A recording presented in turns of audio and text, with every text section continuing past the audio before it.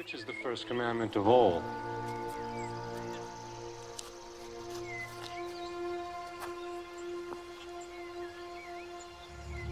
Hear, O Israel, the Lord our God is one Lord.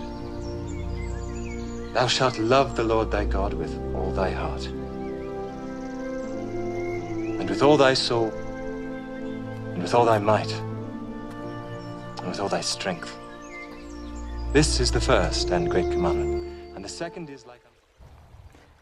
What is interesting is that the lawyer did not ask Jesus this question because he wanted to learn more about God. He asked because he was seeking to justify his own behaviors and seeking to trap Jesus. And out of all the grief that we give the Pharisees, I wonder, do our lives ever mirror theirs? In Matthew's account, the next chapter over in chapter 23, Jesus says this: "The scribes and the Pharisees had seated themselves in the chair of Moses. Therefore, all that they tell you, do and observe, but do not do according to their deeds, for they say things and do not do them." Does this ever sound familiar in our lives? So how can we accomplish this love for God that Jesus commands? Well, Jesus actually answers that himself. In John chapter 14, in 4 different verses, in 4 different ways, he says the same thing.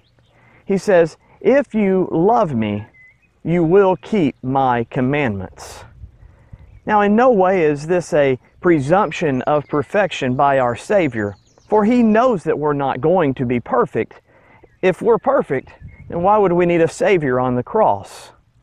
But instead, we do remember Ephesians chapter 2 and verse 8 that says, "For by grace you have been saved through faith, and that not of yourselves, it is the gift of God." And while it is true that we are saved by the grace of God and not of our own, may we not make excuses and say that it's okay to go about sinning. For in Romans chapter 6, verse 1 and 2, it says, "What shall we say then? Are we to continue in sin so that grace may increase? May it never be. How shall we who died to sin still live in it?" Every single day that we wake up, we make a decision, either to love the Lord and obey His commands, or to go about life the way we want, with our opinions and our decisions, and therefore becoming just like the Pharisees. My hope is that today, all of us will choose to show the Lord that we love Him, not only in our words, but by our obedient actions.